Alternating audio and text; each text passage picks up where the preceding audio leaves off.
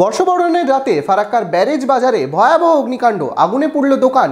অগ্নিকাণ্ডের ঘটনায় রীতিমতো চাঞ্চল্য ছড়ায় এলাকা জুড়ে। দমকলের দুটি ইঞ্জিনের চেষ্টায় আগুন নিয়ন্ত্রণে আসে। বর্ষবরণের রাতে ভয়াবহ অগ্নিকাণ্ডের ঘটনা ঘটল ফারাক্কায়। আগুনে ভস্মীভূত মিষ্টির দোকান।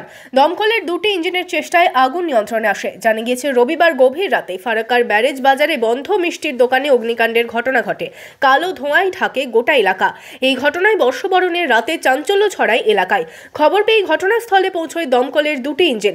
বেশ কিছুক্ষণের চেষ্টায় আগুন নিয়ন্ত্রণে আসে। নতুন বছরে সেলিব্রেশন করছিলাম, পুরো একটু জাস্ট খাওয়া দাওয়া করছিলাম, এর মধ্যে একদম ছড়ায় যে আগুন লেগেছে।